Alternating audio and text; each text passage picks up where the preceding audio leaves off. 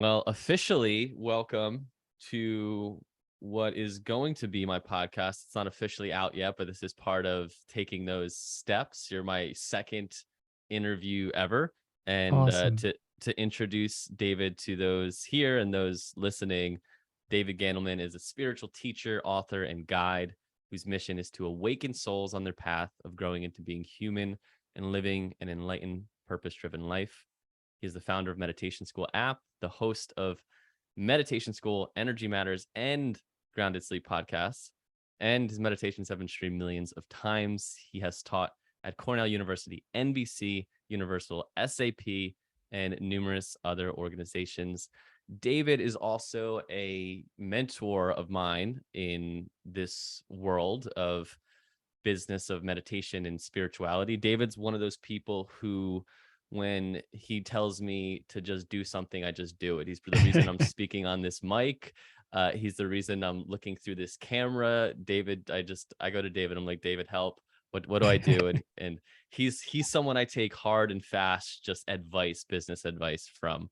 And I joke, I have this joke that, like, for everyone listening, David is your favorite meditation teacher's business coach. And I won't name names, but it's pretty astonishing how many people seek David out in this world for his advice and for his coaching and support.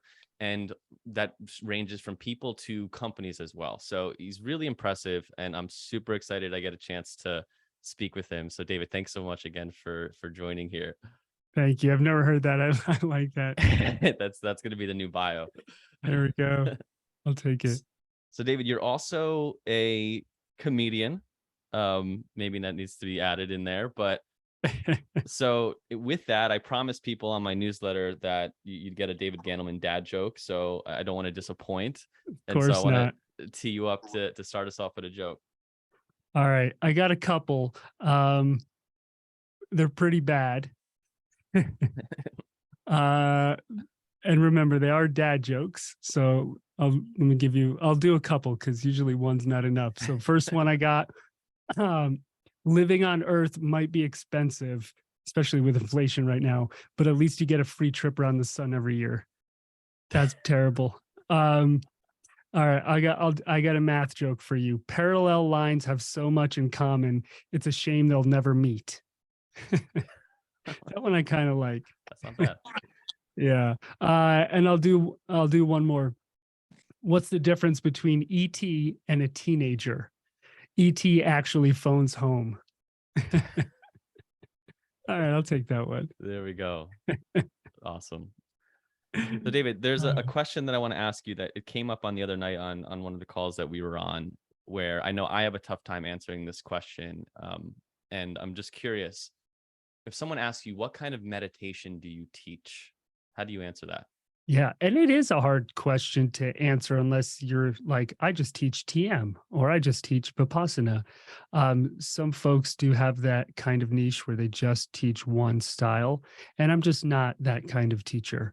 I spent a lot of time in India and Hawaii studying various traditions. And so mine is really just a synthesis of Eastern and Western traditions and my own experience. So everything from Vedanta, Zen, Buddhism, Hinduism, to the more energetic side of stuff, intuitive energy work, healing work, mysticism. And then probably what I have the most affinity for would be like an Eckhart Tolle, Adyashanti kind of approach, non-dogmatic, non-ideological approach to meditation of just helping people get in the moment, and then also helping them find their answers with their eyes closed, work through energy, find out who they are, maybe explore some of the mysteries of the universe inside themselves. So usually the first few layers or first few thousand layers are stress, anxiety, and different forms of pain, resistance, and unpleasantness. And then after that, you start to get to some of the good stuff. So my teaching might look different for different people based on where they are on that arc and how long they've been with me and what kind of classes they take with me. So for a lot of people, I'm just the guy who makes jokes and does a morning meditation or puts them to sleep. And then for others, I'm their intuitive energy working teacher, or anything in between that vast space. So it is hard to define. That was long-winded, but hopefully that'll get us started. It's a hard conversation if someone just asks you on the street who has, wants to put us in a box. I think so Yeah. often when we ask that question, in many ways, it's like, how can I make me understand you and fit into some kind of category that I understand? And it's Yeah. tough. um Something I appreciate you is that range, right? You can kind of go super out there and esoteric and teach these other things, and then it can be kind of very basic, or just helping people with sleep. And then also the maybe you go out there into the esoteric, but then you have to like take the kids to school or pay your bills or run your business, be with your partner. So how do you bring all of that kind of awakening and awareness and esoteric energy into being a human being? I, for me, that's the most fascinating part of this work. It's kind of grounding your awareness into your humanity. I think that's where it's at the moment for Yeah, me. Yeah. it reminds me of the book. Have you read After the Ecstasy, The Laundry? I always recommend it and I haven't read it, Jack Cornfield. I Th- love the title. I think the title for me is enough. I got it. it's it. Yeah, it's a cool story. I remember starting to listen to it, and 5 years ago, and I was like, this is not the right time for this. And then I read it last year and was like, oh, this was a good time for this. Funny how Yeah. books are like that. Lovely book. I met Jack Cornfield when I was 24, 25, like came back from India, did a Vipassana. I was hitchhiking around. I had nowhere to live, no money. And somebody literally just brought me to him to introduce me to him. And I just remember being such a different place at that time, looking back. And he was so sweet. He really was. Where did that happen? In At US? Spirit, yeah, It's Spirit Rock. Yeah. Yeah. So It's I know, yeah. from what I know of your story, like I know it was like 16, you read Eckhart Tolle and Yeah. start down this path, which is amazing. I wish I had that awareness at 16 to move toward that. You study philosophy in college. You go to India. You're on your guru search. You go to Hawaii. You're teaching and living there. All of this while around spiritual work. And so, add in anything that you'd like. And also, what I'm really curious about is, when and where does this interest in entrepreneurship come in, and Yeah. the business side come in? Yeah, so I was running a nonprofit mysticism meditation school in Hawaii. I had been there for 7 years and I was the director for 3 years. And so I was teaching and doing the admin, working probably 70, 80 hours a week for almost no money at all. And Hawaii is an expensive place to live. It's like $9 for gallon of milk, you know. And so I was just tired of being poor, and I started realizing that this school, as much as I loved it, was never going to pay me more. And that I had to find a way, if I wanted to stay in the field I was teaching in and working in, I had to find a way to make my own path, because this is not the kind of career path where the university gives you a job that's like full time, or, you get a grant or whatever. It's just not that kind of job. Now there's a bit more of that, like a corporation might hire you, but at the time that was not the case. And so the first book I read was The 4 Hour Work Week by Tim Ferriss, which is one of the most famous business books of all time. And then I started picking up one after the other and listening to podcasts and going, oh, maybe I can kind of hit it out there on my own, start teaching online, and build something for myself. And I was very intrigued by entrepreneurship. I really liked it. It kind of runs in my family. And I like the idea of being free, of working for myself, of having a team, of getting to be creative and play on my own time, my own hours, travel the world when I feel like it, all the things most entrepreneurs are looking for. And then there's the difficult side of entrepreneurship, which I think Elon Musk said, entrepreneurship is like chewing on broken glass and staring into an infinite abyss of darkness. And I definitely experienced that side too. I think Elon's chewed on a little bit too much glass and grass recently, but that's a different topic. Yeah, we could go into that. might have lost his way a bit there. And anyway, so I started teaching myself and getting online, teaching a lot online.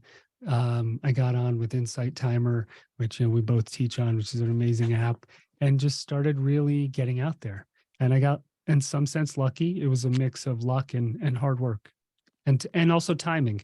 YouTube, podcasting, all of that came online right as I was starting to teach. So it's like a wave that I hit. So I Yeah. love understanding like the process of like what specifically you read the 4 hour work week, and like what are the ahas, or what are you starting to do? It's like, okay, now I need to systematize something, or okay, now I'm going to start a YouTube channel. Like what, like curious as to, like what happened after you start this kind of self education journey? Yeah, great question. You might want to mute everybody one more time. I think somebody bled through. Okay. So I start the education journey, and one of the first things that happened was I was like, I'm going to make a video. I'm going to start making videos, and I put up a green screen, and I climb up this ladder, and I'm trying to put it up, and I have this really clear thought, man, I'm never going to be as good of a teacher as my teacher. At the time I was thinking of my teacher Jason, lovely guy, and and right when I had that thought, I fell off the ladder, knocked the green screen and everything down. It hit me right on top of the head. And I had this huge welt right on my forehead, and I couldn't record for days. And I remember just laying on the floor, just like in tears. I'm never going to be able to do this on my own. I don't know what I'm doing. It's too hard. I'm not good enough. And just like waves of that invalidation came through. So that was my first experience going into that world. And I had to sit and meditate and get over that, and realized, all right, there's one arc as a student, and there's another arc as a teacher, and then there's another arc as an entrepreneur. Oh my God. So I spent years self-studying, hired some business coaches when I had enough money, and just really dove into how can I do this myself. And then eventually my brother called me, and he was like, "Hey, why don't you? Hawaii's expensive. If you want to do your own thing, come sleep on my couch for a year and get your stuff off the ground." So I was like, that's not a bad idea. He has 200 acres. He has a big organic farm, in upstate New York. I went up there, and that's what I did. I just started recording content and just started building my first programs and getting them out in the world, and making every possible mistake: bad microphones, poor recordings, just like every mistake in the book. And investing too much money too soon into the wrong things. Everybody wants to build a big website, just wasting time on that kind of stuff. And then I went to a party. It was like a post-wedding brunch, actually. And one of the ladies there said, "Oh, you're a meditation teacher. Do you use Insight Timer?" I was like, "No, I haven't heard of that." She goes, "Yeah, that's what I use all the time. It's amazing." So I was like, "Oh, all right." I went home and downloaded it. I was like, "Oh, this is great." And I just started posting my content on there. And eventually it just kind of got popular. I just kept posting more and more content. So that was the initial arc for me. And at the same time, I was building my own online courses and teachings, and started taking clients, one-on-one coaching, that kind of thing, and slowly just built it over time. Yeah, David, for those that don't know, built a really impressive website, course. I don't know, I guess what would you App. call a grounded mind? Oh, grounded mind, Oh, when you yeah, had like the 365 days of meditation. that was my first one. It was a year of meditation. It was called Grounded Mind. It was just a website. It was a membership. It was $10 a month. And I felt so bad charging $10 a month. Like I felt so bad charging $10. That's where I was energetically at the time with my relationship to money. Had been poor so long, living in Hawaii. And in Hawaii also, the culture is like everyone just shares everything. And so to just get out there and be like, it's okay to take $10 was another step for me. That's something I wanted to talk to you about. And since you bring it Yeah. up, I remember when I was doing my first like meditation workshops, and it was first just donation, right? And just like asking for donation, and just seeing like, yeah, people might give a couple bucks and whatnot. I remember the first time even charging $10 to come to like an a 90-minute in-person workshop, and I was so afraid that I would be, rejected or people will judge me. And then there was one time when I was doing my book launch, I was going to charge $15 and was like, oh my God, is anyone going to come? So Yeah. I've seen my own experience around money grow a lot on this journey. And so maybe since this is around business, money is part of business. What do people get wrong about money, or how might someone help their own money mindset or think about spirituality and money? I know I'm asking a few questions, but Of course, I think we've all heard that, money is energy and that it amplifies what's already inside of us. I've seen really wealthy people just create a shit show out of their lives, but that was already inside of them, and now they just had more resources to do more damage, and vice versa. So I think that it will amplify our intentions and our feelings, our insecurities, our securities, and so it really just pulls out of us who we really are. So if you don't give money to charity when you're poor, you probably won't when you're rich either, you know. And it's also an incredible tool for creativity. It's an amazing opportunity to be creative. And I have maybe like 20 or so people that work for me now, and I love nothing more than getting to pay them and getting them to build things and help me create content and edit audio and video and make images and build courses and just do all the things, put a down payment on a retreat center, right? It opens up a lot of space to do a lot and to reach people, right? You could use yeah. money just to also to reach people. So I think money is a neutral uh, entity, phenomenon, whatever you want to call it, and we color it with our own perceptions and our own energies, but it's neutral, right? If there were no human beings on earth and there was a pile of money, it wouldn't be good or bad. It's just how we use it. It makes it good or bad. And so if someone's going around the world saying money is evil and everyone who wants it is evil, well, that's somebody who's got a chip on their shoulder, probably about having money and not having money, right? So maybe there's envy there, jealousy, or invalidation, insecurity. So I think what's important is to look at your relationship with money honestly and clearly. And a lot of people spend all day and night worrying about money because for the vast majority of human history, we lived in caves, right? And then we started farming, but every single day for hundreds of thousands of years, we worried about survival and our lifespans were really short. So deeply built inside of us, wired into our biology, is this fear and lack of and not having enough of survival. I need, like a squirrel, I need to get all the nuts and bury them away for winter. And so now in the modern world, we do the same thing, but we do it with money because money is the medium that we use to get things. But it's the same kind of survival energy. And so what I've seen happen a lot with people is their survival energy kind of from the body bubbles up into the mind and particularly into the analytical and worrying parts of the mind, and it goes into problem solving mode. So to survive, I need to solve this problem. How do I get more money? And that leads to always worrying about the future.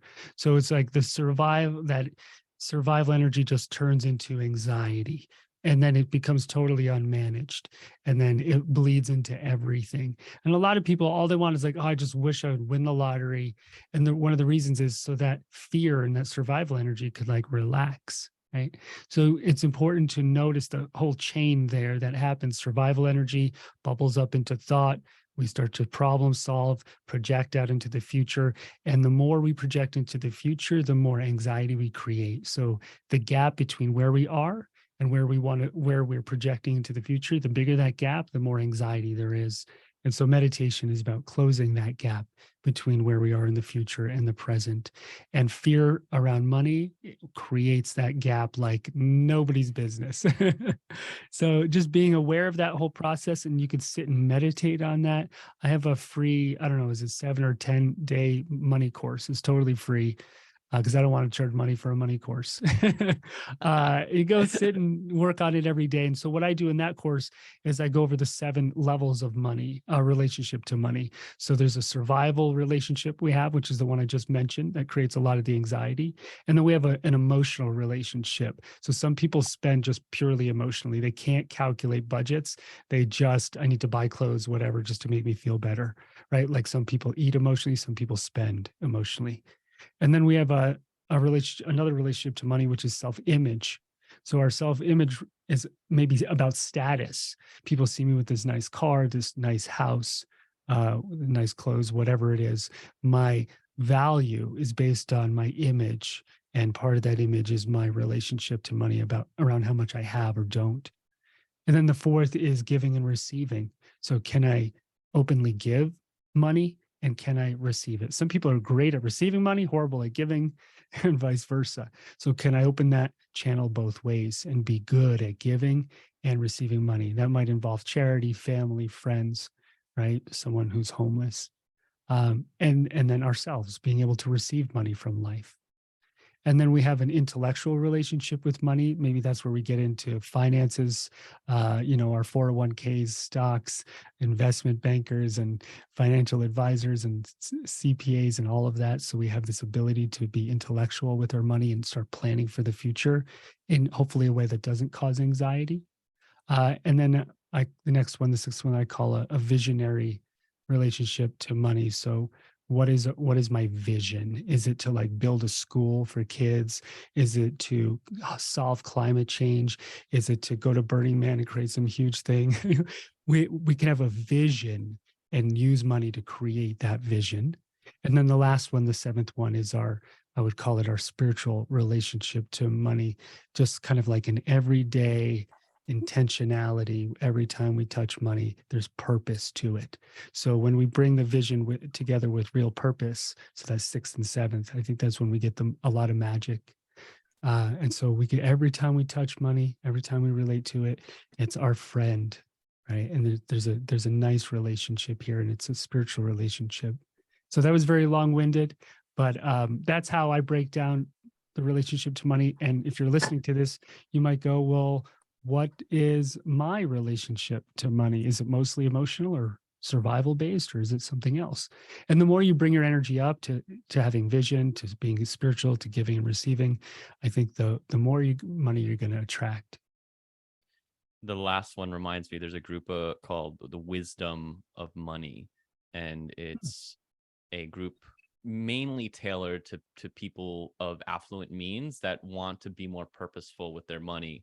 And they have this saying and it's kind of a spiritual, has some religious background too in it, but of like, I like this idea of the money is not mine, it's God's money, and it comes to me for a purpose, and it's my job to channel it, to receive it, and to like use it as a purpose. Now, am I always in that kind of head frame or in that kind of state? Not always, but so Yeah. that, I hope everyone rewinds and listens to that one. I actually started that course too in David's meditation app, so definitely check that out.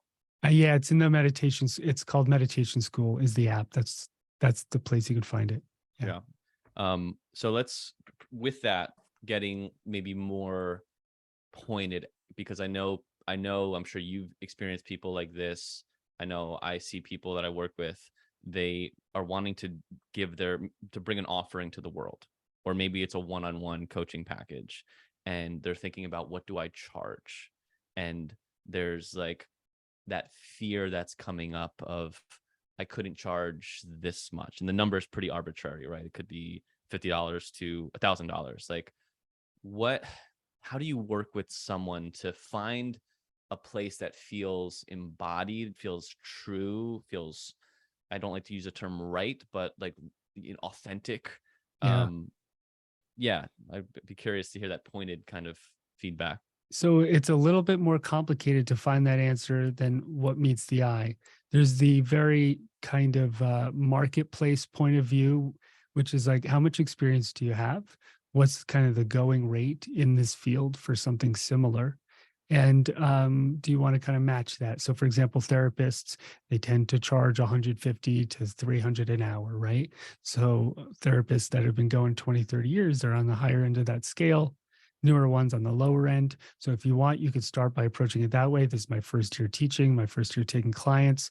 So maybe I feel comfortable at $100 an hour or whatever it is. So there is match. You can look at the marketplace and match it. There's nothing wrong with that, if that feels comfortable to you. And then the other side of that is what you feel your value is and what kind of value you're giving people. I know a guy, he charges $5,000 to $10,000 an hour, and he mostly works with billionaires, and that's his niche. That's what he does. Is he wrong to do that? I don't know. I don't think so. That's what he does. It's not what I do. That's what he does. So one of the things that I do to find my price is I ask myself, am I happy doing this hour at this rate? Like, does it feel draining or does it fill me up? And if it feels draining, then the number is too low. And so I kind of like a dial, I just raise that number until I get to a point where I feel really good. Obviously, I feel the exchange is fair, and because I also feel good. So a lot of people, if they're working on some self-worth issues, they can't seem to find that number. And so they might have to do some inner work and healing around their invalidation, self-worth, to be able to find a number that feels good and healthy to them. So there is no right number at all. It's entirely up to you. Do you want to only work with wealthy people and charge, really high rates? Maybe that feels good to you. Maybe you do scholarships and you do a mix. Maybe you're kind of set right in the middle.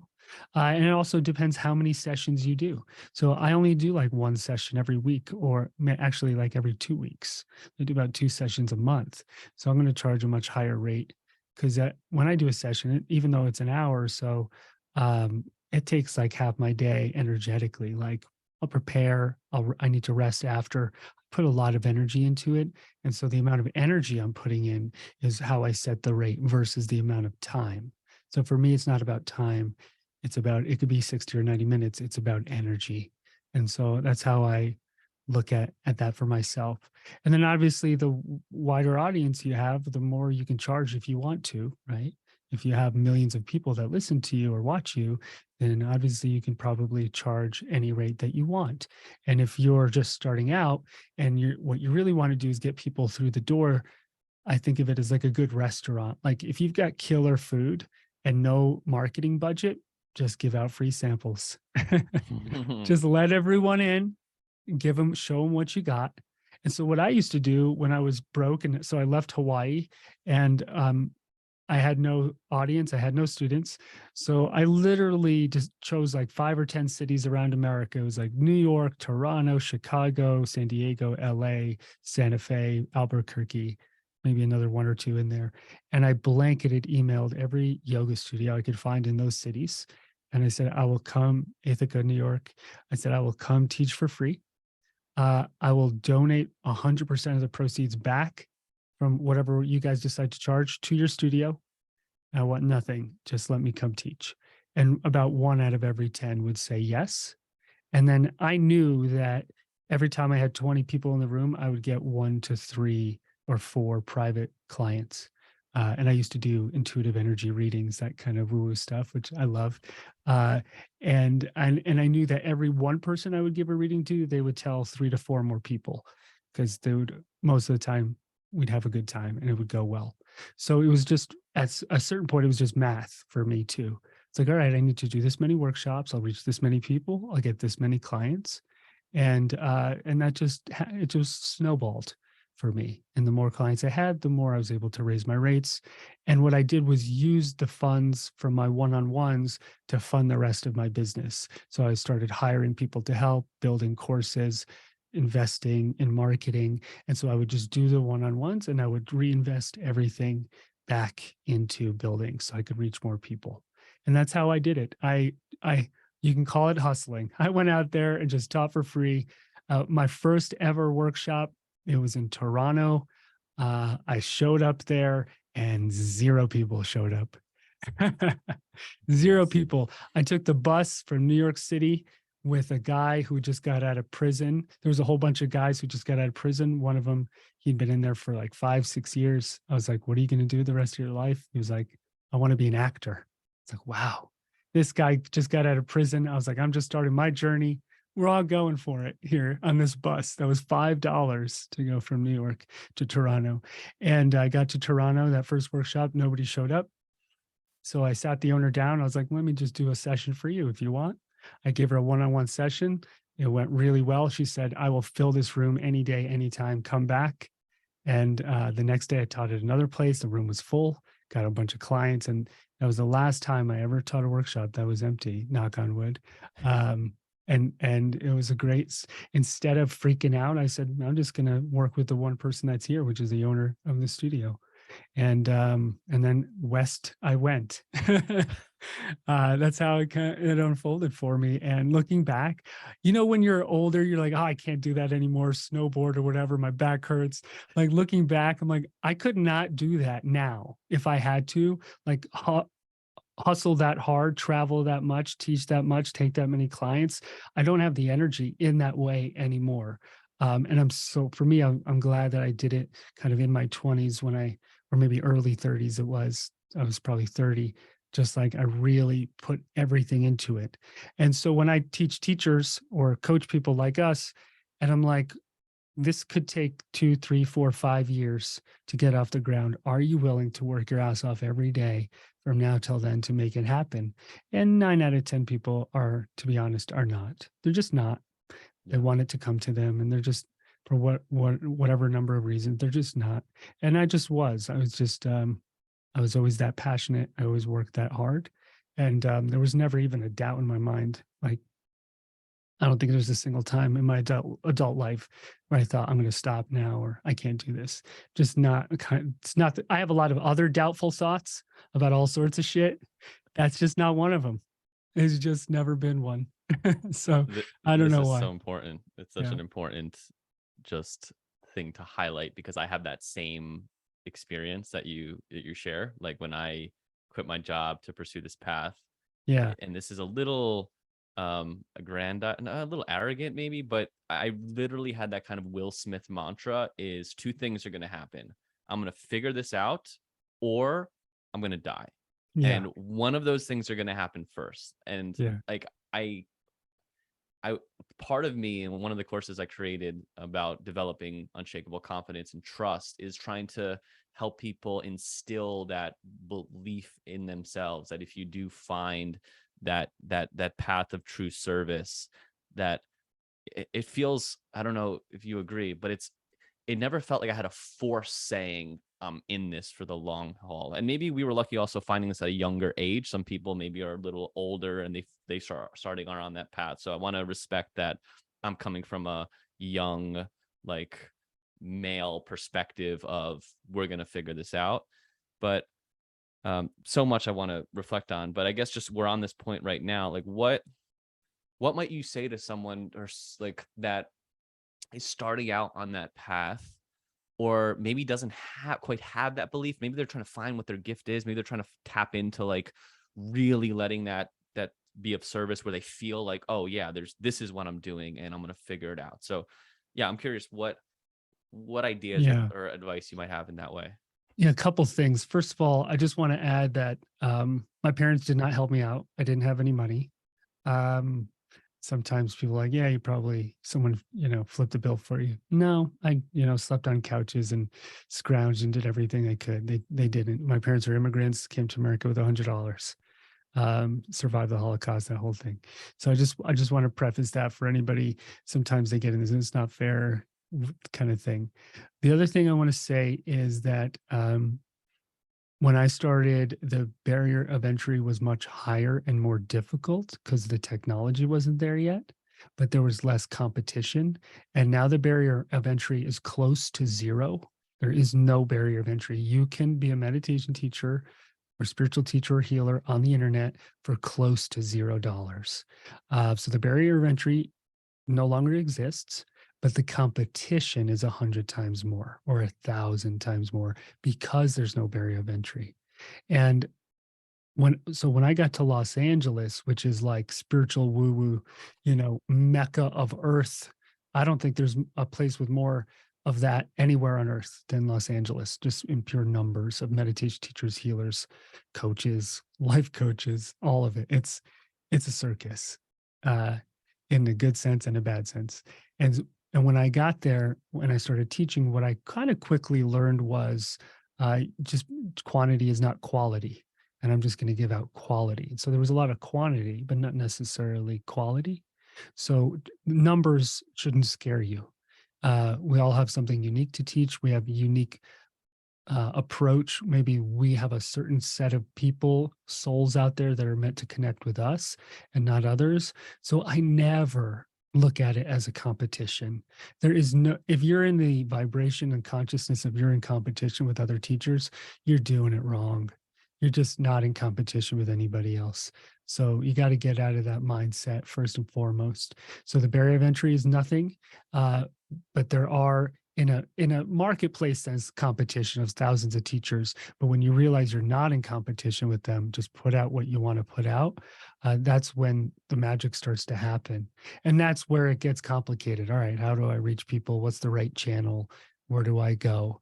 All of that. You're never too old. You don't need money.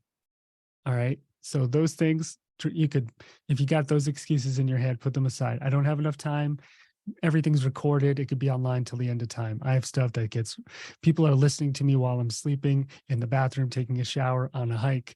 I don't even need to be there, right? You record, you put it out, it's there forever. If you record one meditation a week for a year, that's 20 minutes. For a year, you've got 52 meditations online. That's 52 more than a lot of aspiring teachers just sitting there sweating it out, afraid. So most of the excuses are just baloney. They're just energy.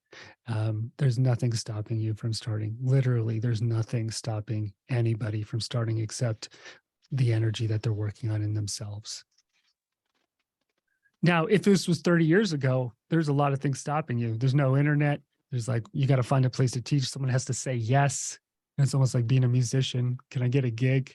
It's just not like that anymore. It's, you could create a podcast in 5 minutes. I could walk everyone through on here. You create a podcast. There's no barrier of entry. That's what David just every Yeah. time I talk to him, he's like, Lou, just create a podcast. I was like, Or okay, whatever. finally, Yeah. finally. I got, and in some ways I have, this, I guess, things, recording meditations is, in some way podcast-ish, just not in the podcast form. But a lot of your story of hustling around reminded me of when I published my book. And I do want to get a chance to talk about your book in a little bit before a few more things, but you might want to mute. Yeah. Yeah. Yeah. Who is that? All right. Going around to speak and maybe one person shows up, no one shows up, 5 people show up, and just giving as much as I can, even in that space of like, okay, but also feeling like I'm doing it right. Like like you embody the thing that you want to do, and that kind of seeps into your nervous system, and that has kind of I believe it has kind of an impact in you continuing to live it and own it. And listen, it's the same online. You could be getting 1, 3, or 5 streams on YouTube. Just Yes. like you'd have 1, 3, or 5 people in person. So you can have the same experience in both places, and don't take that as an invalidation. It's just a start. It's like a snowball, right? Like you start a snowball, literally a tiny, tiny little snowball, and you can make a freaking glacier, massive mountain over time if you just keep rolling it and you're willing to just keep giving and giving. Now, a lot of people, they're like, I need money. I need money yesterday. And they start charging too fast, too much, and they don't really take the time to reach people, build trust, build an audience. And I always say it's a lot like dating. You don't meet somebody for your first date, say, hi, my name is, and then try to kiss them. Like that's a big no-no. We get Me Too for that, right? It's not how you approach people. You have to build trust over time. And so same thing here, you should be giving your stuff away for free as much as you can and testing it and see if people like it, if it's resonating, if they want something different, something more of the same. We get so afraid of feedback and invalidation, we just don't want to hear it. So it's important to really put it out there for free for a long time and keep iterating, get feedback. And a lot of people are not willing to do that level of work because it's a lot of self work. So if I'm not putting out stuff people appreciate and enjoy, then there's probably something in me here that I'm not really tapped into. Because if I'm tapped into me, I'm tapped into the rest of humanity.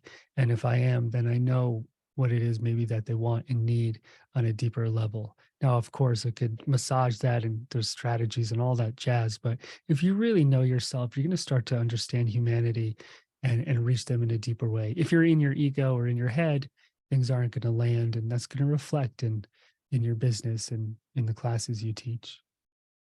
So if someone came to you and said, David, I want to tap into that, right? From that, maybe an ego perspective of like, I'm not tapped into that. Is it Yeah. just like, hey, go meditate until you tap into it?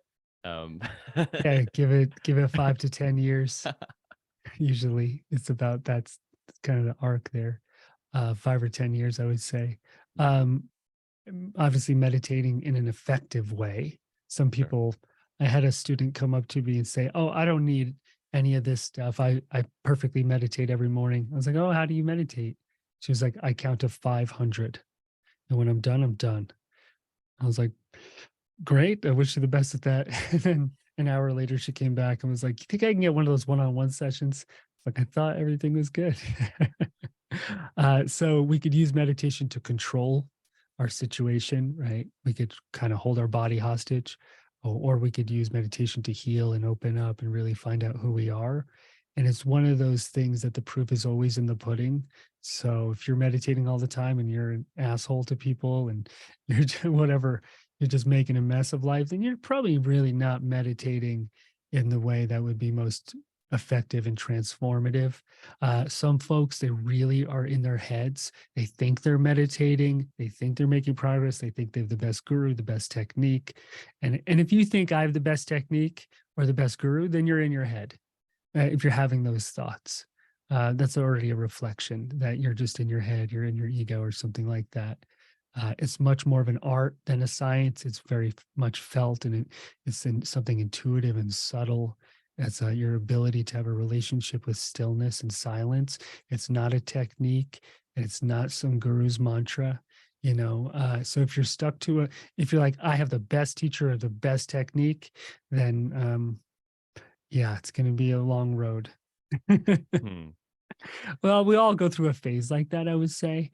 You just want to make sure you come out of that phase after a certain point.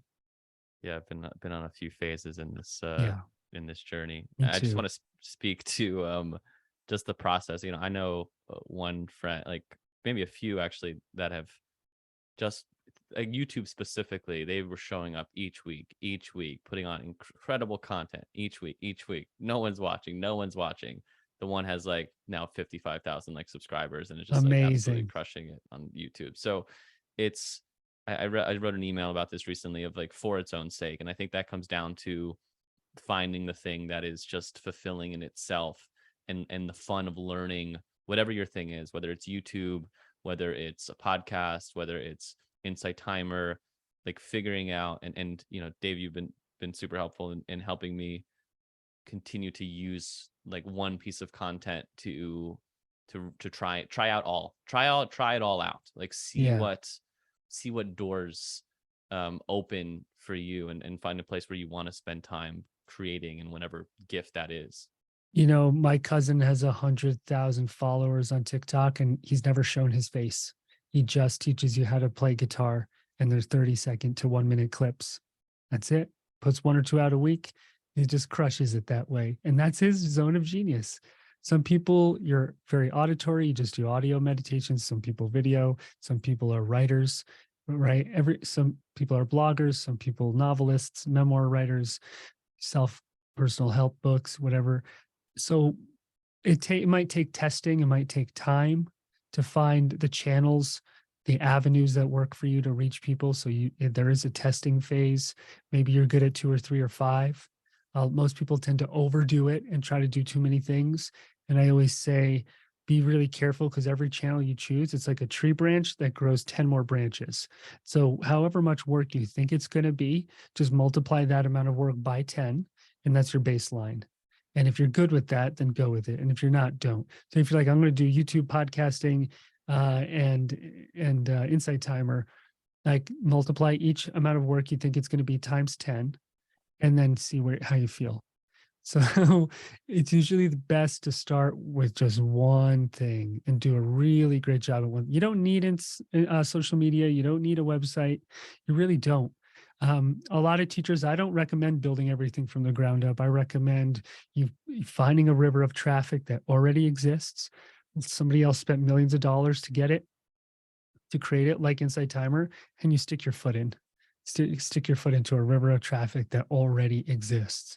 If you try to build it from the ground up, a few people can do that, but it's an enormous amount of work, and it's not for everybody. So I tried to do that, build it from the ground up, and then Insight Timer worked out nicely for me, starting to reach students and an audience, and that was something that was already built. Somebody else, funded that.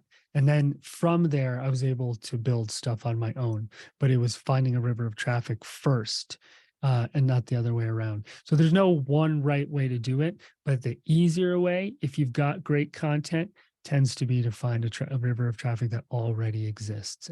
And if your zone of genius is being a teacher, then you should spend 80% of your time creating content and helping people. So if you're not, then you probably want to reassess kind of what's going on. A question that I was asked, David is through meditation school, is leading a 250-hour meditation teacher certification coming up in February, and I'm honored to be a part of it. And we talk about in that running a conscious business, and it's a funny question to ask, but how would you define a conscious business? Yeah, that's a great question. I think just like we would define a conscious relationship, or a conscious piece of art, or anything else we bring awareness to in life. And part of bringing awareness to something in life is recognizing all of the unconscious programming and places that we've been operating from. So, my definition, one of them that I like to use for meditation, is bridging the unconscious and the conscious. Or when we say something like enlightenment, right? It's like turning the light on in a dark room. So we're turning the light on in our unconscious.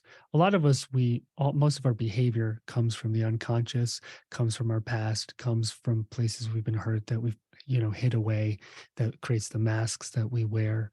So whether it's in your personal life or professional life, it's the same. So you can say you're running a conscious business, but if you're a jerk to everybody, I don't care if you're selling enlightenment, you're still a jerk. And to me, that's just not a conscious business.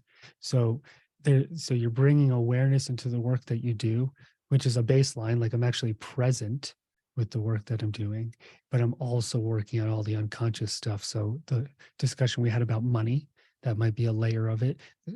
Maybe a layer of invalidation of, am I good enough? Can I have this? Do I have enough self-worth? Right? There might be a layer of connecting to your higher self or some deeper purpose to the universe and channeling that energy out into your business. So there are layers to a conscious business. It's not just being aware in the moment while you're typing. I think it's That's clicking for me. It's baseline. like the business becomes a vehicle for your conscious work in a Yeah, way. Michael Singer talks a lot about this. Yeah, she has a program of like living the untethered soul at work, right? He's runs a $1 billion software company and is this like world renowned spiritual teacher. And he says his life is not any different doing that thing than doing, sitting in samadhi and whatnot. So it's exactly. fascinating. So it becomes the vehicle for your own self-development rather than it just being an unconscious thing that you do for whatever gratification or reasons. And your business will reflect what's really going on in your unconscious. So if Mm. you're attracting shitty people to work for you, if you're having a lot of issues, my dog is barking, sorry. She's having issues. I'm dog sitting. If there's a lot going on there that's not resonating and there's chaos, then we got to take a look at what's really happening inside of you. how you relate to other people, to money, to your business. So I would, yeah, I agree with you on that front. Love it. So where can people fall into running an unconscious business? Like, what are the pitfalls there? Yeah, obsessing about money, being afraid, right? Always projecting into the future and never being present. Uh, Treating some people better than others based on their status could be a way, right? Oh, you're important, you're not important. The way you treat yourself, all of it, really all of it. Are you really doing the work to help people, or are you doing it just for yourself? So I had a friend reach out to me once and say, "Hey, I have some questions about coaching. I want to start coaching and do some programs." And my first question back to them was, "Why?" And this person said, "Because I want to live on the beach and surf and not work much." And I said, "What the hell does that have to do with helping anybody else?" And they're like, "Well, whatever, I don't care." And I was like, "I'm not helping you. I wish you the best." And so we have to be, our heart chakras, our heart center, whatever you want to call it, has to actually be open, and we have to be willing to give, right? To give and to receive. Glennon Doyle always says, if you want to find your purpose, find what breaks your heart. So, is there something in the world you want to heal, people you want to help? What is the reason that you're actually doing this? And I just want to caveat that with, you don't just wake up and go, I want to help everybody. It's a muscle that, the heart is a muscle that we build. So maybe you're only at 5% ready to serve. And then you keep giving, and then it goes to 10, and you keep giving. And then you wake up and it goes to 20, and then 30, and then 50. And then all of a sudden you're like, oh my God, I love helping people and giving. And it's pouring out of you. And when that happens, when you cross a threshold, maybe 60, 70, let's say 80%, you're just like, it's pouring out of you to help people. That's when the money and response pours back in. So that'll reflect if you're really there. And if you're not, you shouldn't crap on yourself and say, well, I am worried about money, I'm worried about myself. That's fine. We're humans, we're all wired to worry about ourselves. We have to develop into these spiritual beings in physical bodies. We have to develop our hearts. So if you don't have that much giving energy, that's, work on it. You could practice every day having gratitude, just giving in every way you can. And for me, when obviously I was like everyone else when I started, I was like, oh, I need money. Oh, I want to, I don't want to ever have a job. I want to teach. I want to be out there.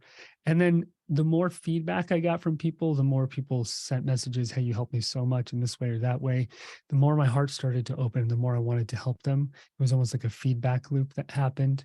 And then it just became second nature, where I just wanted to help all the time.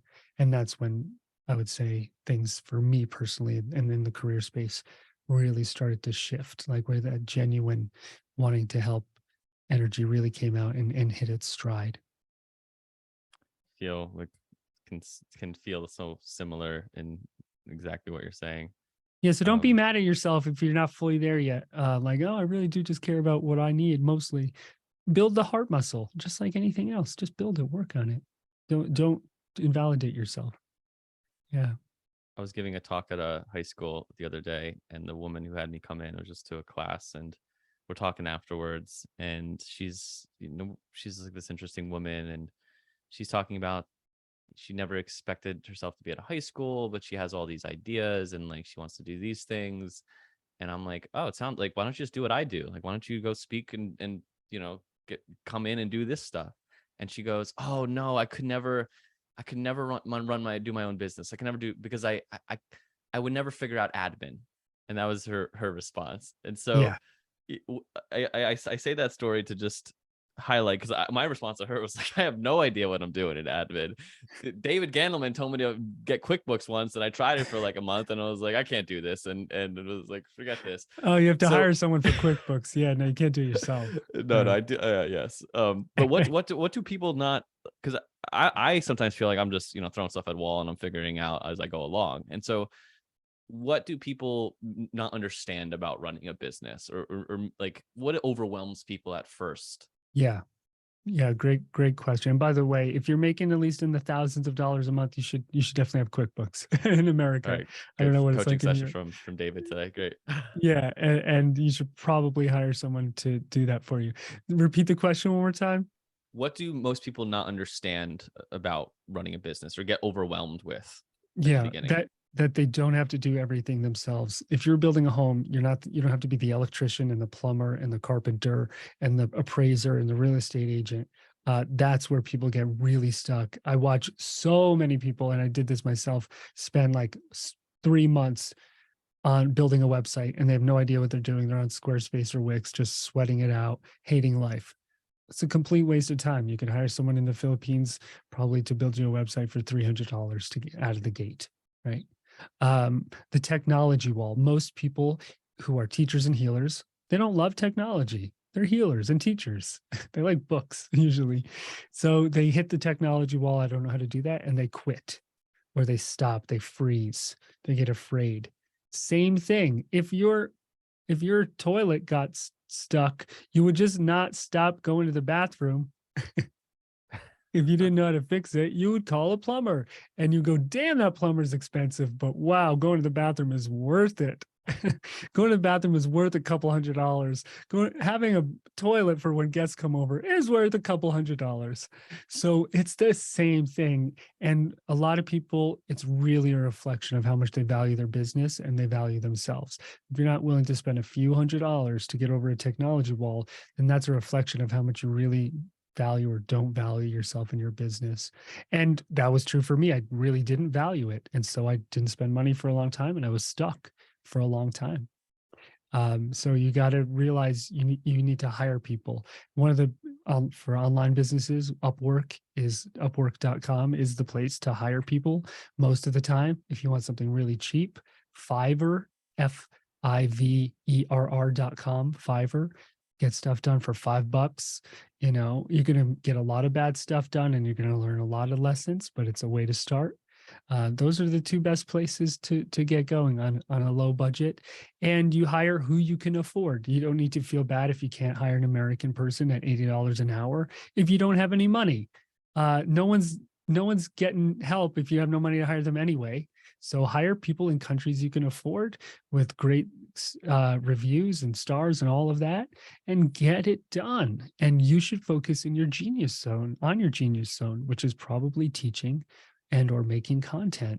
And this is where most people get stuck and just never move past this point. They're just not willing to get the help that they need and spend the money they need to spend to get off the ground. And like I said, the barrier of entry is very, very low. I'm almost ashamed to say this, but when I had literally no money living in Hawaii, I hired someone at the time in the Philippines for $2 an hour. And it was like incredible. Just to like get someone to help me a little bit. And that's what I could afford. And they were down to do the work. If they weren't, they wouldn't have done it. We ended up having a great relationship for years. And I was able to pay them more and more and more. Right. So start where you can.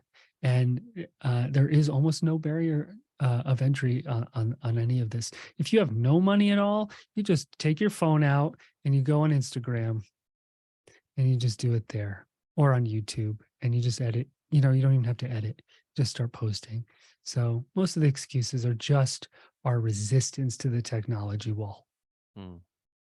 This is the biggest lesson probably I've taken from you and continue to see the fruits in my own business as I've let go of the reins of things and the feeling that things are happening and I don't have to do them, and has allowed me to like channel and focus in. So I just want to highlight and you have to get to a certain place. I think I was always good at investing in myself, but it gets to another level of like, okay, now it doesn't even have to. So I wish, I guess in reflecting back, I wish I would have started sooner. Like I could Yeah, have started sooner. me too. I felt like I needed to really be successful, and then I can outsource people and hire people, and you don't have to do that. I think another thing you've told me is like every dollar into your business is $10. In some ways, $10 you're investing like later on, and I've just taken that kind Yeah. of energetic stance to be really, really helpful. It's not spending, it's investing. Those are two very, very different things. Spending is when you go buy a shirt. Spending is when you buy ice cream. Spending is when you go on a roller coaster. If you're paying money to build your business, that is investing and you're expecting a return. And yes, in the long run, it should be a 10x return or more in the long run. I don't know how long that run is. Everyone's different based on where they are in their business, right? And so are you really valuing yourself enough to do that? And I got started too late too. I waited a long time. I was so nervous, or I was afraid of spending money, all of the things. So I'm with you. Most of us, it's hard to get it going out of the gate. We need a little push. I really didn't actually get it going until I hired a business coach. And I'll never forget it. My friend Jamie Moran, he's teaching in the teacher training that me and you are doing. He's going to be doing the business section, level 3. And he was like, it was like $800 a month to help me out. And I was like, $800? Why don't you take my firstborn? $800? I'm just going to quit, and I begrudgingly paid him, and he kicked my ass. And I got my stuff off the ground. And I wouldn't have if I hadn't paid him that money. It wasn't even what he did for me. It was the fact that I put the money down. He gave me some advice, and I was so invested at that point. I was so nervous about losing it that I just got a fire lit under me, and I just got it started getting it done.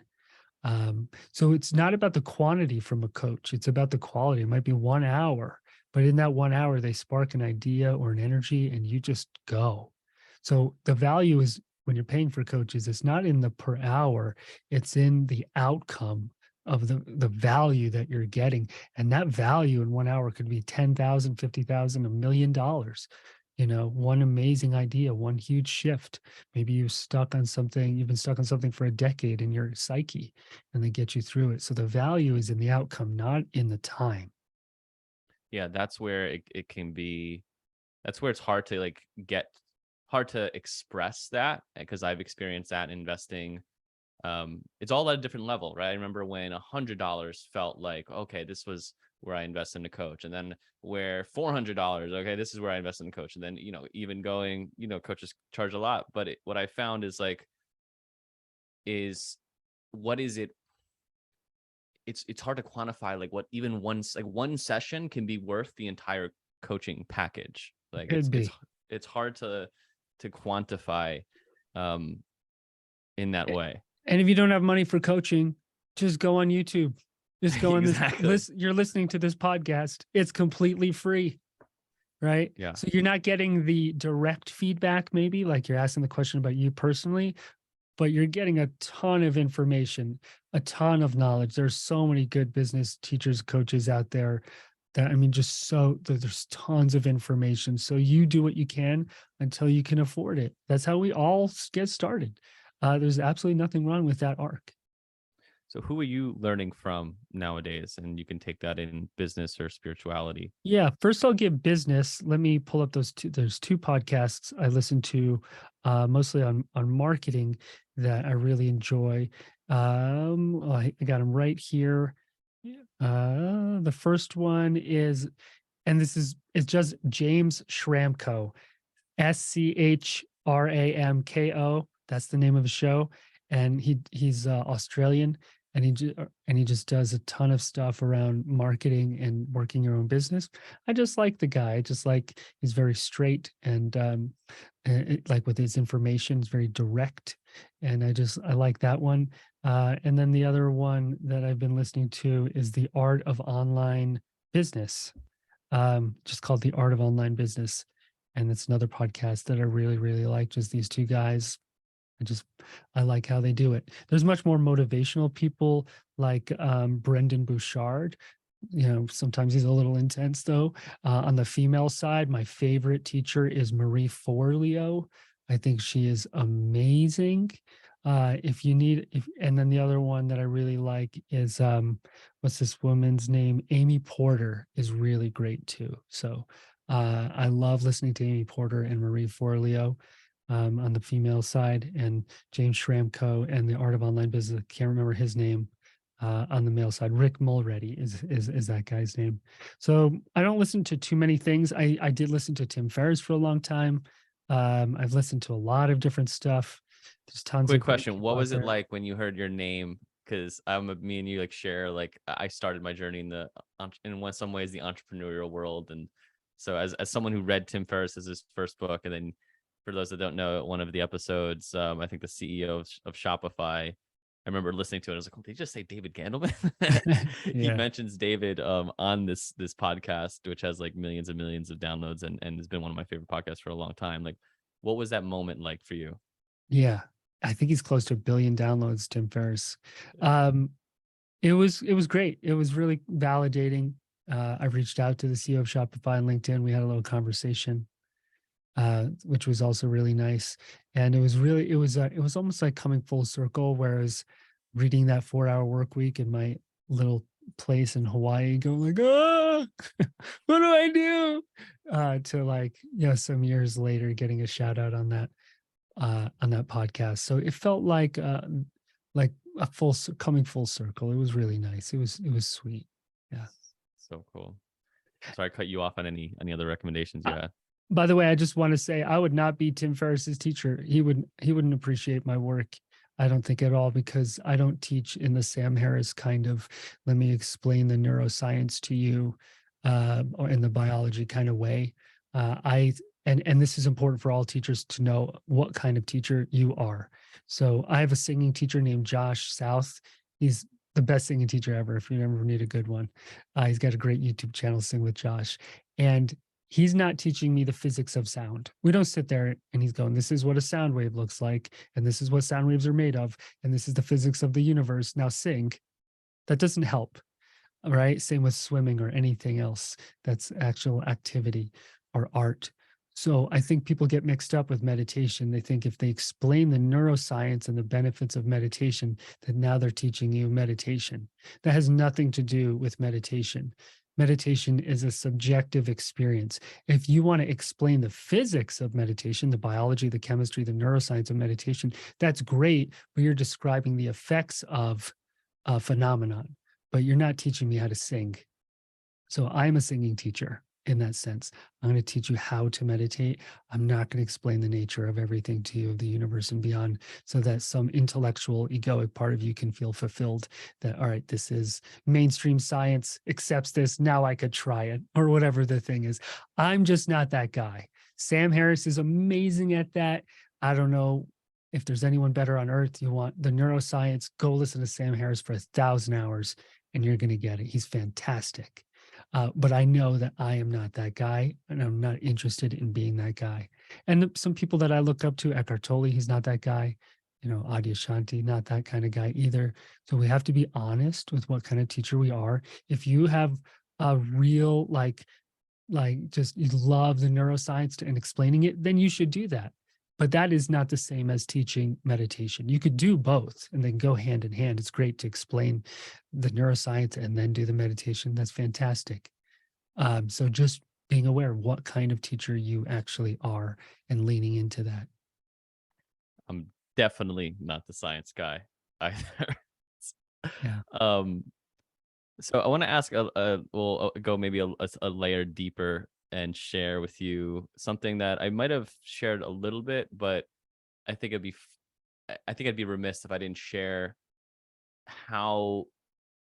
what was going on behind the scenes. I remember when we actually met for the first time. So for those, it's a crazy synchronistic story, really. Yeah. And when I look at it, I'm like, dude, what crazy. So I was running a meditation group in New Jersey, and David's mom was attending the group, and she would attend and she would always tell me, it's like, oh, my son is like doing something like this. You got to like talk to my son. I was like, oh, and this is where I was. And you mentioned the competition and envy. That's been something I've had to go through. But I remember the point being like, who's this guy? Who's this son? Like I His wasn't mom. just telling me to go see him. But then I went, and it must have been on that tour that you were talking about. I It remember was. I went to Yeah. see you in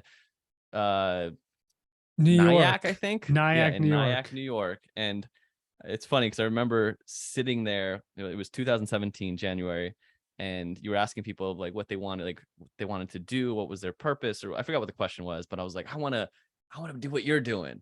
And That's awesome.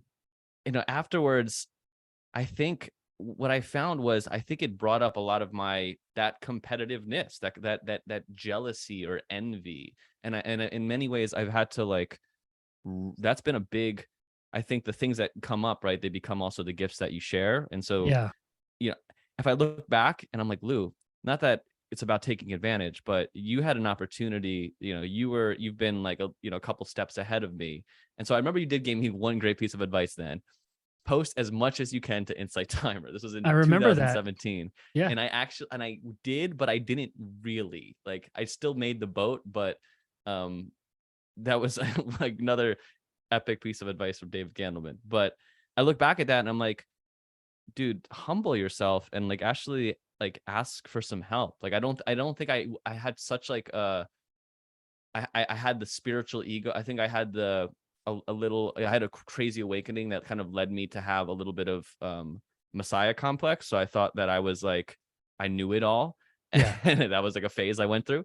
And That's an so at that, age thing too. That's an age thing. And your male in their 20s tend to we get yeah. that.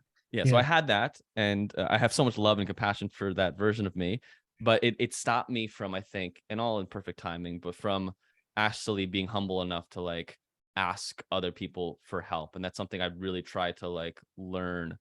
I think the first time I actually asked you for help, I was like, emailed you and was like, David, how do you put a YouTube video on your website or something? It was something like super Yeah. basic. But so I guess I say that to be like, I don't know if that energy ever came across, but to say, No. to be like, to just share that with you, because I feel, I guess, shame around going through that. And it's also been, if you go take my courses, envy, judgment, jealousy is a big theme because I've worked through those layers in myself. So Yeah. I share that story. You're welcome to reflect on it as much any if you want. But the question from that is like, what is your envy, like what has been your stuff that you've went through that Yeah. has like infused your own growth and your embodiment of your teaching? So before I get to that question, I think that was still the best piece of advice I ever gave you was that first piece. You didn't want to post that much on Insight Timer because like, oh, I'm going to give away all my stuff. And I said, no, no, no, no, no. There's no one to give your stuff away to right now. Who are you?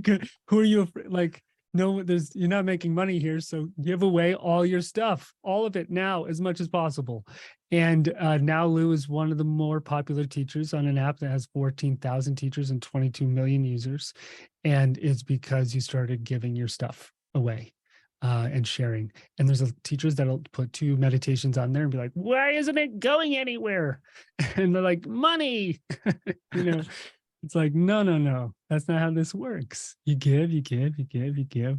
Once in a while, there's a unicorn like our friend Sarah Blondin who just like says a word and then the internet blows up and she's just, all of that. And the rest of us, dodo heads, we have to work at it, So you got unicorns and then the rest of us that have to actually work at it. And then to your question about what I've had to work through, I mean, I don't know if we have 6 more hours, but invalidation, like the story I told earlier about falling off the ladder, getting hit on the head, always comparing myself to my teachers. There are other stories where I had that same thought. Bird took a crap all over me, right? When I had that thought, I've got these stories where I'll have this invalidating thought, I'll hit my head, I'll slip, like stuff like that would always happen, like very visceral physical reactions, responses. And so invalidation, am I good enough to be a teacher? That at the beginning of my cycle as a teacher would come up all the time. And there's one layer, there's like one angle of that you can work by, meditating, working with therapists, coaches, guides, doing the inner work. But there's a certain amount of that you will never get through except by teaching. It's almost like going, well, I'm afraid of public speaking, so I'm just going to meditate and work on my insecurities. Yeah, that's helpful, but no, no, no, no. You got to do 10,000 hours of public speaking and you're going to iron those kinks out in the moment, in the action. So it's a double-sided coin. A lot of people, they focus too much on one or too much on the other. So you got to do both. And for me, I got a job public speaking in Hawaii as a side job, doing marketing and sales for this tour company. I was doing 5 to 10 talks a day in front of people. I did like hundreds, if not thousands of these. Probably, yeah, over 1,000. And I just ironed out the kinks of everywhere I was afraid. I was nervous. I would stumble. I would use filler words. I would leave my body, all the things. I would stare at one person, all the things, to the point where one day somebody asked me, one woman was like, hey, are you in Toastmasters? I was like, what's Toastmasters? She's like, oh, it's a public speaking group. I was like, no. She goes, well, you do all the things that we learn in public speaking group. I was like, oh, I just did it 10,000 million times. And I guess I just kind of picked it up the hard way, but I didn't. So if you want to be a good meditation teacher, there's literally only one way, and it's the painful way. And it's teaching over and over and over and over and just getting better. Just like, I mean, it's the most basic stuff, right? It's like every single thing in life, it's the same equation. And luck is when preparation and opportunity come together. That's it. Maybe there's some karma in there, but luck is preparation and opportunity. Preparation is hard work, and opportunity is, right place at the right time, putting yourself out there over and over to be seen. So for me, invalidation was the really big one. Yeah. Thanks so much for sharing. And Mhm. shout out to Toastmasters. That was my come up of public speaking. I was going to 2 Toastmasters meeting a week. I'm going to Awesome. be a public speaker, and a lot of love for Toastmasters. And yeah, if you're wanting to develop speaking, find a group near you. By the way, number one fear on earth, surveys, public speaking. Number two, death. Just number one, public speaking. Number two, death. People rather die than speak in public. So if that's you and you want to be a teacher, get your ass in front of groups and just go for it over and over and over. That was that was part of me creating my own training too, and doing, these it was through meetup.com. I was doing these workshops and just getting reps and feeling feeling sweating before about to go on, just completely just paralyzing fear, and still moving through that. So it's a part of the journey. Yeah, absolutely is. And same, you could say the same for dating, like being rejected all the time, or job search. Go, it's it's putting yourself out there, all of it, right? Over and over and over. When I was a kid, we used to go bowling a lot with my family, and my parents would make me go up to the front desk to pay for stuff and ask for stuff because I was so shy, nervous about it. I hated it, but I would just do it over and over until I got comfortable. And that was a big one for me too as a kid. And when I used to do public speaking in high school, middle school, I would literally shake. Like, it would be the most gut-wrenching experience ever. And I just grew into it with practice. So if you're like, oh, you must have been, cool public speaking all the time. Hell no. I was a mess. Derek Sivers talks about Derek Sivers, who I imagine you might know who that is. He talks about Mhm. he's oh, you'd love Derek Sivers. He's kind of like a Seth Godin-y guy. He's Cool. had a great, yeah, he's amazing. But he has this thing called rejection therapy, where you just go and you do things that your goal is to get rejected, right? So the Ah, goal is yes. to like, you ask someone to take a bite of their sandwich, or you ask someone for $100, or I have a thing with making the thing you're afraid of your goal. If you're afraid to get rejected, go get rejected 20 times. Like, make that your goal, and then all of a sudden you succeeded because that's your goal. I think he might be the guy that tells a story, or maybe he's the guy who did it where with dating. There was one guy who did it with dating. He was like, I'm going to go out and get rejected 5 times every day by a woman, something like that. I might be getting the story wrong, for 1 year. And it was excruciating, and he would do it and do it and do it. And he started caring so little about being rejected and became so confident that he just wouldn't get rejected. Women would just give him his number, their number all the time. And he'd have to just go to more and more women to just try to finally get rejected to hit his quota of the day towards the end of that year. Now that, I don't think I've got the guts for that. I don't. I know I don't at the moment to do that, but that was his cross to bear. Like that was his initiation. And so whatever you're the most afraid of, you probably care the most about, and that's probably the place you should lean in and do it. And it bite size. Maybe you do it 1,000 times, 1 degree every single time, over and over. It compounds. Yeah. Just to plug one Derek Sivers video, I think you'd love this video. It's called YouTube Leadership Lessons from a Dancing Guy. It's phenomenal Cool. video. Well, David, this went faster. It always seems to, in the 2 times I've done this. So, from my minimal experience, I want to give an opportunity. One, I know you published a book in February. yeah, I would, want to reflect on like what's that been like since. And I know your book's called Seven Energies of the Soul, and I'd love to know which energy you feel like most connected to in your own journey, and then maybe we can talk about the teacher training that's coming up too. Sure. So, first of all, I have a free quiz to find out which energies are dominant. So, if you just type in Seven Energies of the Soul quiz, you'll find it. And when I took my own quiz, my lover came in number one. So, I guess I'm a heart centered kind of guy. And then I think my uh, creator and master somewhere to close tie for second. So, master would be maybe the mentor, the teacher, the guide in us, the leader, and creator would be like the entrepreneurial part of me. So none of that should be by the end of this conversation, you know, surprising. The number one response, I think over 15,000 people have taken the quiz, is actually the healer has come in first. Now we've got a self-selecting audience of sensitive people. So I don't want to say that's the broader, audience, kind of people out in society, but that's what we've noticed is the healer comes in first. So it's a nice thing to take. And so very briefly, the seven energies: the creator, the healer, the warrior, the lover, the artist, the explorer, and the master. So those are the seven. And writing a book was one of the hardest things I've ever done. Writing doesn't come easy to me. I did not love the process, but I got through it. Luckily, found a nice publisher to really, finish it off with me and get it out into the world. And it's been great. I think at some point, most teachers should write a book.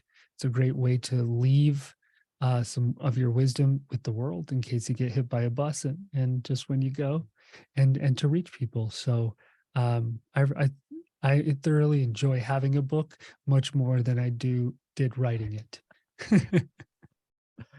Yeah, and David's got a great YouTube video out on advice for people that are thinking about writing a book. So instead of asking that here, I want to point people to that video on his YouTube channel. Yeah, I do. I forgot about that. Thanks for mentioning that. Yeah. Um, Teacher so training. teacher training, yes. Let's talk about this for a moment because it's pretty phenomenal and exciting. And yeah, it seems like like it just seems right in a lot of ways, and I'm super excited about it. Yeah. So, very briefly, there's only one other meditation teacher training certification out there that I think is really amazing, which is Jack Cornfield and Tara Brach's. And it's about 2 years long. It's fantastic. And it's mindfulness based stress reduction Buddhism. That's their training. And it's fantastic from what I've heard.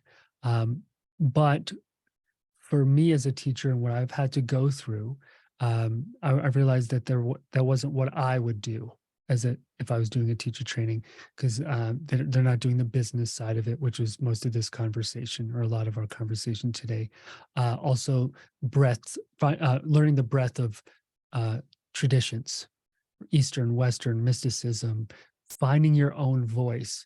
So I've kind of found my own voice. I'm not a Buddhist or an MBSR teacher. It's just kind of me. And so again, that structure doesn't fit for me. And there are people out there like me and like you, where that structure, we're not in that niche. So there's no good meditation teacher training out there that I could find that was broader and taught the business side of actually getting out there and being a teacher, other than just being really famous, which comes at the latter end for like a couple people. And so I wanted to put one together because as much as I love coaching, like you said, I love coaching meditation teachers. Is just a passion I've always had. I coach people for free constantly all the time. If you catch me on the street and ask me a question about it, like I won't be able to stop. So it's just something I really love doing. I was like, all right, well, it's pouring out of me all the time. I've got like a dozen amazing friends who are incredible teachers like you. So I brought everybody together. We've got business teachers and hypnotherapy, people like you who work on purpose and all of these different areas, mindfulness and awakening and Reiki, everything you can think of. I brought them all together. to teach this 9-month program. So it's 3 levels, 3 months per level. Level 1, mastering meditation. Level 2, mastering teaching. And level 3, mastering the business side of it, and getting your message and your teaching out into the world. Find, the best practices for that. And we have, on that end, we have a friend of ours, Kyle, who has worked with everybody from Eckhart Tolle to Brene Brown to Michael Singer and beyond, Marianne Williamson. I mean, you name anybody. And also our guy, Matt Jankowskis. Hopefully I'm saying his last name right. I always mess it up. Who's worked with all of those teachers as well. So they're real pros on like how to build a course, how to get your work out there into the world. And I'm really excited about that. And then you and all the other amazing teachers teaching the actual content of meditation and how to teach it. So I think it's a really full, robust program, the right amount of time. And I'm super excited to get started. It's starting February 8th, 2023. We'll probably run it once a year or less to see how it goes. And yeah, I can't wait. I can't wait to be in there with all of you and teach it. It's going to be great. I'm so excited for it. So if you're listening, obviously, if you're here now, meditationschool.us, is that correct? Meditationschool.us is, Yes. yeah, where you can sign up. Yeah. So would love, if that interests you or sparks you, feel free to reach out to me or David if you have questions on it. I want to add something to that. When I bought my domain name, meditationschool.us, meditationschool.com was available for $5, $6, $7,000, something like that. I was like, oh no, I can't get it. It's too expensive. Since I built my business as Meditation School, do you want to know how much that domain cost today? $50K. $100,000. Maybe it's even more now. I David. haven't checked in a while. And all of that is from the SEO that I built, right? From the app and the website and all of that. Gotcha. So I priced myself out of my own domain name. The cool thing is that domain names don't matter anymore. Yeah. Just nobody cares. Everything is a link in Linktree. Everything is a bit.ly link. It doesn't matter. I have an app. Most of it's on Apple anyway. But I thought it mattered so much. But it was just so funny that I priced myself out of my own It's hilarious. link URL. So funny. So funny. David, I feel like called to just end with maybe a Tim Ferriss question of if you had a billboard or message to get out to people on a billboard to billions of people, what would that message be? There's one that I've really stepped into recently, which is enlightenment is not the attainment of perfection, but it's the acceptance of imperfection. And I think most of us as human beings, we just struggle so much with a lack of self-love and self-worth and invalidation. And the path through that is not by making ourselves perfect, but by accepting our imperfections and, in essence, accepting our humanity, which is just a really hard thing to do. We've got these raging monkey animals in us. We oscillate from happiness to depression, and it's not an easy ride on this planet, and it's temporary, and there's pressure. And so if you could really find your way into accepting the unacceptable, into accepting the resistance and the pain and the frustration, accepting the feelings of not good enough, accepting the imperfection, that's when you're going to transform. And that like little bud is going to open up into a flower and really blossom. It's so counterintuitive. It's so like, what? How can that be it? But that's what enlightenment always is. When you hit it, it's always like, what? That's it? No way. Yeah. That's how you know Love you that. hit something, because you're like, what? That's so paradoxical. The truth is always paradoxical. So the closer to truth you get, the more paradoxical it becomes. That should be a telltale sign that you're getting close. Here, brother. Thanks so much for sharing Yeah. your wisdom, and super fun to have this conversation with you. We're at our 90 minutes, but we do